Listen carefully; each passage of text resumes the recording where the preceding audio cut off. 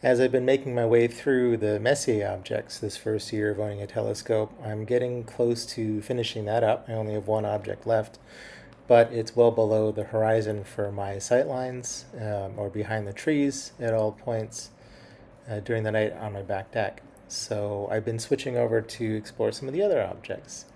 Tonight, I thought C33 would be a nice one to give a shot and see what I could see in my Bortle 7 skies. The plan was to move the telescope at one point over the course so that I could get the entire object into the view of my 10-inch Dob using a 25 millimeter Plossl. So that's why I left the open space underneath. Another thing I've been doing lately is trying to be a little bit more specific about star placement. So taking my time to really try and hit kind of the key stars first. For this sketch, I started with a couple of the brighter ones that were near the edges to help try and define the overall proportions in the sky. I did make the first one there a little too wide, so I just used a black pencil to remove one of them and replace it. I'm not trying to go for every star here, just the primary ones, enough for me to get the nebula into the right place. I've also been using this kind of like red light filter that I built a little sleeve to go over the headlamp, or sorry, the lamp on my sketching pad here. And that's been really helpful to just not have to turn it off all the way, but I can still see some stuff and not really lose as much night vision. You'll see there also I pulled out an old film canister holder, and I shaved a whole bunch of chalk into there. And then this is one of the new techniques I've been using to try and get away from using pencil all the time for these lighter, wispier things, where I'll just take the shavings and then apply it to a smudge tool and then use that to apply it to the paper. I found that this has been good for me in terms of like maintaining a certain amount of specificity of the shaping, but also allows me to blend it out a lot better than the pencil marks. So on one side of the smudge tool I have this, and then the other side I use more for the blending. Right now I'm not really paying a whole lot of attention to how bright the certain areas of the nebula are, a little bit in terms of just shaping and things like that, but I'm just trying to lay it down fairly thick and getting the general overall shape of like kind of the primary masses that I'm seeing. Because I'm in Bortle 7 skies and you're not able to see a whole lot of definition on first glance, I really take my time to try and observe individual sections. So that's why I'm taking these pauses to look through the telescope and to really try and find the shape in each of these little sections. This is where the primary stars that I put down really help out a lot in terms of placement and shaping of this nebula. There is a little triangle down below that I've been on the lower part of where this nebula is forming here that I was using as sort of my primary focal point as I was getting in the general shape. And part of the reason why I'm drawing it thick like this as well is because when I start smudging things down, I do a lot of erasing. So I know that it's going to get a lot lighter later on. And it's a lot easier to lighten things up as opposed later on, I find, and create that right balance of everything as opposed to thickening things up sometimes. So now that I had the primary part of the nebula in place, I drew out the second circle and just spending some time here to get in those brightest of the stars on the lower half as well. I also found that using pen has been very helpful. I use this one specific Brisk Learner pen, which is a gel pen and dries fairly quickly. It also, I use a .5 nib on this, which is the thinnest one that they had in the set. And it's allowed me to be pretty accurate with like holding it down longer or shorter periods of time and getting larger or smaller stars.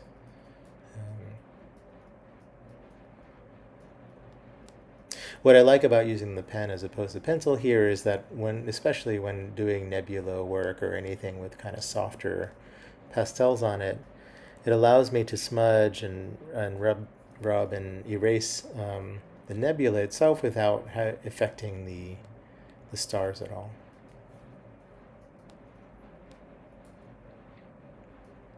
Now that I have all my primary stars down for the lower portion, I'm going ahead and continuing to outline the primary shape of the nebula here using the smudge tool. And I think I said chalk before, but I think it's like a Conte or something like that I shaved up. Continuing to define the shape. I was realizing now, I think about this point, that I had placed it not quite ideally, the nebula ideally for getting it all onto the page, so sadly the little tail of Caldwell 33 is slipping off the table a little bit. Going back in, as my eyes were starting to get more adapted to the dark here, I was noticing where kind of like the primary contrasted areas are within the nebula. And I particularly noticed it when I was focusing on the negatives or the black areas within the nebula. So I went in and just like really soaked up that smudge tool with some Conte and just started really layering in kind of the main heavy cloudy areas of the nebula through there. Again, with the assumption that I will be lightening this all down later. Although, maybe this is more accurate to what you would see from this nebula if you had a stacked photo or something like that. I was going about this drawing a little bit closer to trying to mimic something that I actually saw through the eyepiece. Now slowing back down to regular speed here, just showing some of the technique that I use with the opposite end of the smudge tool and with my finger to kind of get the softness and the general contrast and tone of the nebula in here. I'm generally working pretty light with it, trying to use the side of the smudge tool a lot, kind of the edge of the pencil, if you would say, and trying to really disperse it out. I'm also trying to find areas where I can kind of spread out the nebula where I feel like I'm seeing it soften through the sky a little bit around the nebula. I also noticed down in the bottom left there was a little bit of a extra bit of glow, so I threw that in as well.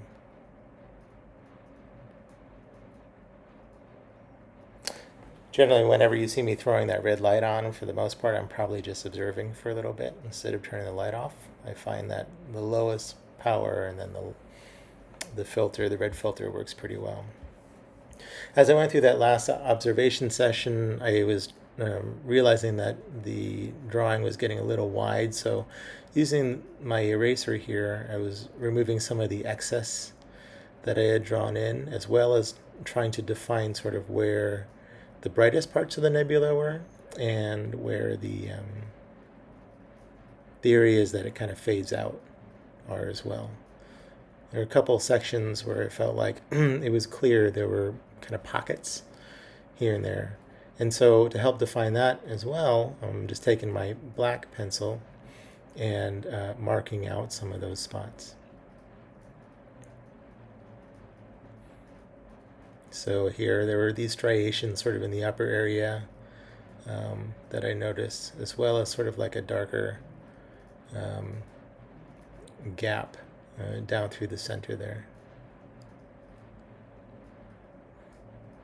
And it's really just sort of, there's enough chalk on that smudge tool that or Conti, sorry, on that smudge folder, I was able to go kind of back and forth a little bit and really just sort of, this is the bulk of the defining of the specificity of what this nebula looks like.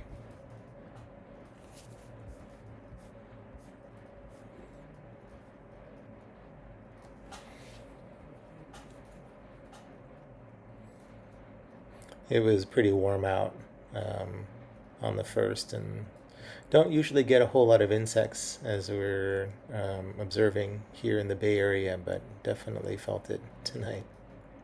No mosquitoes, thank goodness.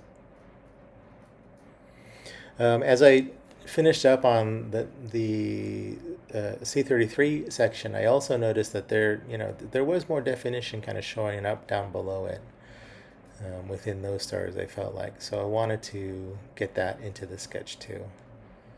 Make it a bit of a faithful representation of what I was perceiving in the night. It was definitely subtle, more subtle than C33, but it was also definitely present. Another check at the telescope. Give it a minute or two to really kind of just focus in on some stuff. And I think that at this point I was pretty happy. You can see me there taking off the O3 filter, which is what I was using through the night. And really, at this point, I was just planning on defining a few more of the stars. Now that I had the nebula in, felt pretty good about it. I wanted to make sure that I got in a few of those more subtle stars that are a little bit hard to see with the O3 filtering.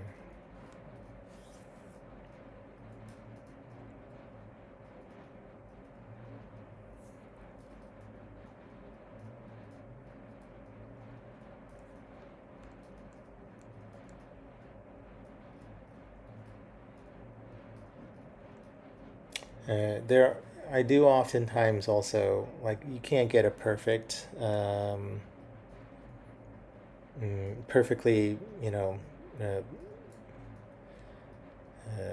bright or dark star sometimes with the gel pen. Sometimes it bleeds out a little bit more than you'd want it to.